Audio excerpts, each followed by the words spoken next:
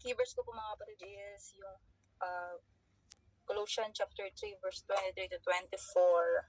So, sabi po, no matter what kind of work you're doing, work at heartedly as for the Lord and not for men, knowing that from the Lord you will receive the reward of the inheritance. It is the Lord Christ whom you serve. Naalala ko mga kapatid nung ako'y parang stress ako sa work. Tapos isip, sabi ko, ang liit pa na sahod ko. May isang kapatid sa akin na nagsabi, and na-encourage ko doon, sabi niya sa akin. Sabi niya, lagi mo lang isipin na you're doing it for the Lord. Sabi ko, oo nga no. Pag nakafocus kasi tayo doon sa mga trabaho natin, sa stress ng trabaho natin, hindi natin naiisip na ay kapag inisip natin na ay sige nagawa ko naman to dahil dito ako nilagay ng Panginoon, nagsiship ako for me na nasiship yung mood ko, no. So ito pong verse na to is nagpapaalala sa atin na ang ating trabaho hindi lamang para sa tao, so o para sa pansariling kita, kundi yun nga po para sa Diyos. At kahit anong uri ng gawain, maliit man o malaki, madali man o mahirap, ay yun nga po, dapat ating gawin ng buong puso at may katapatan at may kahusayan. May mga pagkakataon mga kapatid doon na nakakapagod ang trabaho talaga. Pressure, tapos yung mga katrabaho mo pa, naku, talagang parang lalabas ang parang alam na po yung mga kapatid, no? Hindi mawawala yung pagiging Kristiyano natin. So, praise God. So, yung mga may pressure at minsan hindi natin napapansin na na-appreciate o na-appreciate ng ibang tao ang ating pagsisikap. Yun nga po. Pero tandaan natin na ang Diyos ay laging nakakakita. So, kahit sa mga simpleng bagay, kahit hindi tayo napapansin or na-appreciate, nakikita ni Lord yan. Or minsan, di ba mga kapatid, no? Parang minsan, may mga bagay na hindi, ginawa ko yan. Tapos, yung mga kasama tayo sa trabaho, hindi mo yung ginawa, alam mo yung mga kapatid, no? Pero, sabihin na natin sa sarili yan, alam ng Panginoon. So, kung mga kapatid, wala na isang pagod, sakripisyo, o mabuting gawa ang hindi niya napapansin. Bilang mga nagtatrabaho mga kapatid, no? Tinatawag tayo na magpakita ng sipag, yan, disiplina, katapatan at mabuting asal sa bawat ginagawa natin. Dapat makita sa atin ang karakter ng isang taong may takot sa Diyos. Yun, maaasahan, responsable, at may malasakit sa iba. Ako, yun nga po, no, dahil alam ng boss ko kung gaano ka-dedicated, talagang minsan hindi ako nagpapatibag talaga. Sabi ko sa'yo, may gawain ako ng Saturday, so pag alam niya na yon, so hindi niya na ako tatawagin pa para kung pumasok pa ng Saturday, no? So, praise God, buti na bawas-bawasan na yun ngayon. And then, yung character ng may takot sa Diyos, out sa panglabas pa lang mga kapatid, no, yun nga po, hindi naman lahat pagdating sa mga, yung holiness, no, parang madagdag natin yung holiness, pero na lang doon talaga sa mga kailangan yung uniform nila, no, mga kapatid, no. Pero ako, may nag-correct kasi sa akin, kunrek ako ng, sabi, kasi pumasok ako, nakapag-church ko noon, sabi ko, nakapang-office ako. Kasi yung pang-office ko is yung mahaba na, yung parang slacks, ganyan. Tapos sabi ko, naka-office attire po ba ako? Sabi niya sa akin, yan ba talaga yung uniform mo? So, ako doon, na-conflict ako doon. Sabi ko, oo nga. Doon simula noon, dahil may choice naman akong magpili ng damit ko. So, dahil nga meron din tayong tawag dito, covenant na yung parang natin. So, nagbalik ako doon sa parang tinuwid ko na yung pananamit ko mga kapatid. So, pag pumapasok ako sa work, nakikita nila, naka-skirt ako, ganyan. Hindi labas yung mga braso-braso ko. So, yun. Yun nga mga kapatid, kapag pinili nating gawin ang ating trabaho para sa Panginoon, binibigyan niya tayo ng lakas kapag tayo ay napapagod, karunungan sa mga desisyon, at kapayapaan sa gitna ng stress. Ang ganyang pagpapala ay ang nagbibigay ng tunay na tagumpay na hindi kayang ibigay ng tao. Totoo. Praise the Lord. Kaya, ayun, magpatuloy lang tayo sa ating trabaho ng buong puso at pananampalataya. ang ating paggawa ay yun, hindi naman nasasayang siya kapag ito ay inaalay natin sa Panginoon. Pag talagang we do it for the Lord, gumigising tayo, yung salitang para saan ka bumabangon, iniisip ko para kay Lord dahil dito ako nilagay. So, yun. Ang tunay na gantimpala ay mula naman talaga sa Panginoon at ito ay higit pa sa anumang kayamanan o papuri ng mundo. Meron pa po akong isang verse dito, yung Proverbs 16 verse 3. Commit your work to the Lord and your plans will be established. So, paalala siya na ang tunay na tagumpay ay nagsisimula sa pag-aalay ng ating mga gawain sa Panginoon. Kapag pinagkakatiwala natin sa Diyos ang ating trabaho, plano at mga desisyon, siya ay gumagabay at nag-aayos ng lahat ayon sa kanyang kalooban. So, hindi lahat ng plano, mga kapatid, no, ay yung agad nagiging o perfect sa simula. May mga pagsubok, pagbabago sa waiting process, at pagkakataong hindi natin inaasahan. Ngunit kapag ang ating gawain ay nakatuon sa Diyos, siya ang nagbibigay ng direksyon, karunungan at tamang landas upang ito ay magtagumpay sa tamang panahon. Yung salitang commit your work to the Lord, no, yung nangangahulugan na pagtitiwala. Hindi lamang tayo umaasa sa sarili nating kakayahan, kundi kinikilala natin ang Panginoon. Tunay na may kontrol sa ating buhay at sa plano at plano para sa bawat hakbang, sa bawat desisyon at sa bawat pagsisikap. Inaalay natin ito sa Kanya ng may panalangin at pananampalataya. So, yung mga kapatid, no, ang godly attitude toward work ay nagsisimula sa puso. Talagang sa puso talaga siya nagsisimula na may pagpapakumbaba, humbleness at katapatan. So, minsan huwag nating tingnan ng trabaho bilang pabigat, no? Kundi bilang pagkakataon para maging patotoo ng ating pananampalataya. Sa bawat pagod, sa bawat sakripisyo at bawat pagsusumikap, alalahanin natin na ang Diyos ang ating tunay na boss. Praise God. Meron nga ako nakita dito, meron ako nabasa. You honor Christ at your job by following. Number 1, arriving early and ready. No? Pangalawa, working hard without grumbling. Number 3, being a person of your word. Number 4, treating co-workers with patience. Yan, kailangan talaga natin yung pasensya na yan. Number 5, yun, avoiding all form of gossip. Though, hindi natin talaga may iwasan sa isang trabaho yan, pero tayo na lang din ang umiwas kapag may mga ganyang sitwasyon, mga kapatid, no? Yes, kapag tayo ay tapat sa maliit na bagay, parang kanina lang ata, nagtapon ako ng tissue doon sa liit-liit lang nga, tinapon ko pala doon sa elevator, tapos tininan ko ulit. Sabi ko, hindi talaga kaya na konsensya ko. Sabi ko yun.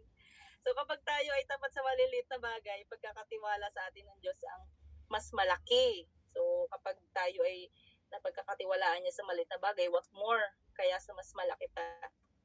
Kapag ginagawa natin ang lahat para sa Kanya, ang ating trabaho ay nagiging pagsamba, no? With worship. Kaya sa araw-araw nating paggawa, mga kapatid, magpatuloy tayo magtrabaho ng yun nga po, bukod sa mga nabanggit ko, meron pa dito mga katapatan kahit walang nakakakita, no? Honest. Yan, kasipagan kahit mahirap ang gawain. Talagang kahit mahirap, gagawin mo na lang talaga. Integridad, kahit may tukso, may mga tukso, mga kapatid, no? Sige, ano lang kita, bibigyan kita ng komisyon, ganyan. Pananampalataya na ang Diyos ang nagbubukas ng pintuan ng pagpapala, na nawa ang bawat isa sa atin ay maging ilaw sa ating workplace, na ang ating ugali at gawa ay magdadala ng karangalan sa Diyos, no? Dapat bilang mga Kristiyano, mga kapatid, no?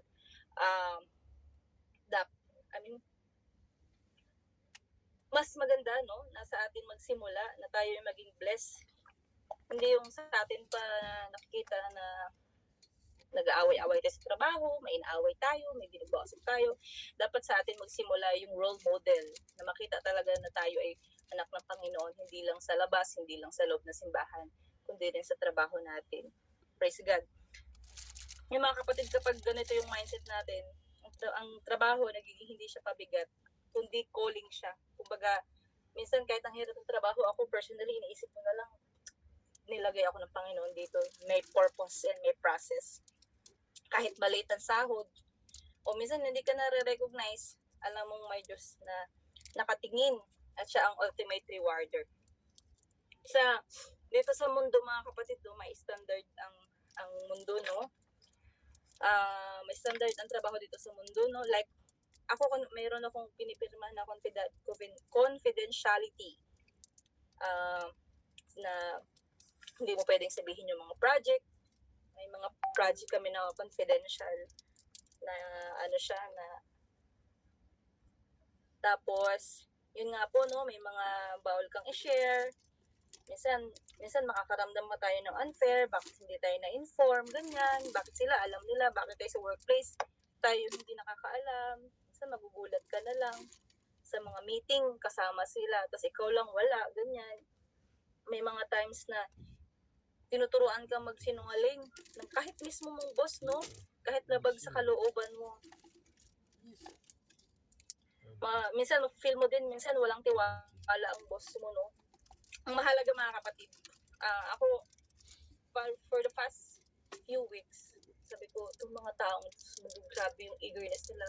Gusto nila magkaroon ng mga, ako personally experience sa trabaho ko, gusto nila sila yung may mararaming na napatayo ng mga building, more awards. Kumbaga, grabe yung ano nila dito sa mundo. At the end of this life, yun yung gusto ko itanong sa kanila, bakit sila ganun ka-eager, no? Yun, pero mga kapatid, ang mahalaga na gagawa natin ang trabaho natin ng tama sa buong maghapon. Yung sinasabi ko. Lagi ko sinasabi sa isip ko na go to work, do your job, get paid, and go home. Yun lang. So, may mga laro din, mga kapatid, sa trabaho, no? May mga playing games dyan, inside job, mga ganyan, no? Minsan gagamitan ka pa ng mga dark psychology like manipulation, gaslight, guilt tripping. Mga negosyo kasi, mga business mindset, talagang hindi maiwasan yan. Pero hanggat nakakaya pa naman natin, mawalan tayo ng pakino, covered tayo ng Panginoon. Hindi tayo nawawala sa focus sa trabaho natin. Pero kung sobrang labag na talaga sa kalooban ng mga kapatid, no? Kumbaga, hindi mo na kaya at nakukundi ka na ng Panginoon. Kumbaga, nakukonsensya ka na sa hindi tama na pagpapatakbo doon sa pamamalakad sa company, hindi na pantay ang pagtrato, hindi pare-parehas ang benepisyo, at kapag nasasacrifice na ang kalusugan natin o ang relasyon natin sa Panginoon, minsan nakakapag-part yung sa mga part-time din, ganyan, naaagaw na ng trabaho yung na-overlap na ng trabaho yung relasyon natin sa Panginoon. Or minsan wala talagang off sa pagsamba. Mahirap man, mga kapatid, no? At iba-iba tayo ng sitwasyon. Pero talagang gano'n ang buhay. But I do believe kung if it is God's will na maghanap na or lumipat na, God will make a way at hindi tayo pababayaan, no? Ma-share ko lang yung sa trabaho ko, mga kapatid, no? I've been 6 years sa trabaho ko, mga kapatid. Ang ganda ng benefits ko. Mas malaki yung sahod ko before compare ngayon. Pero talagang nag-into jump ako. Hindi ako nag-antay na kailangan may trabaho muna ako para tsaka ako mag-resign or tsaka ako mag-end. Though bago pa ako sa Panginoon noon, pero pinanghiwakan ko noon talaga, automatically hindi ako nag-renew. Sabi ko lang sa isip ko, God will provide. Wala pa akong alam sa verses na yun, pero lagi lang inisip ko, God will provide. So, walang pag-aatubili, mga kapatid, no? Nag-declare ako talaga na hindi na ako magre-renew kasi yun din ang utos sa akin ng Panginoon, resign. So, sinunod ko siya. Pero hindi ko alam kung saan ako pupunta, mga kapatid. Wala talaga ako yung nagtatrabaho pa ako, tapos nag-aantay ako ng CV, nagpapasa-paso. Wala, talagang nag-jump ako na this is it, hindi na ako magre-renew. And then, doon, mga kapatid, nung wala na akong trabaho, doon nagsimula, doon tinas talaga yung faith ko na siguro kung nandun pa rin ako sa trabaho ko na yun, mahihirapan ako maghanap ng trabaho kasi doon tinas ng Panginoon yung faith ko, yung umalis ako ng trabaho talaga, mga kapatid. So, salamat kasi binigyan din niya ako ng katapangan na umalis na doon. So, minsan mga kapatid, nilalagay lang din muna tayo sa mahirap na sitwasyon para sa mas better na trabaho or sa mas malaking sahod. Sabi nung may isa pang kapatid na nagsabi sa akin yan na, sabi ko, I've been praying for the big salary, ganito, ganyan. Sabi niya sa akin, but you must also prepare yourself kasi kapag naghumihiling ka ng malaking salary, malaki din yung trabaho mo. Mas pressure, ganyan. So, oo nga, no? So, ngayon, medyo chill-chill lang yung trabaho ko ngayon, pero chill din yung sahod.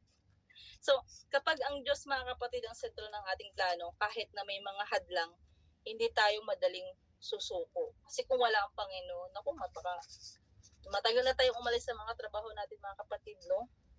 Binibigyan niya tayo ng lakas kapag tayo ay nanghihina.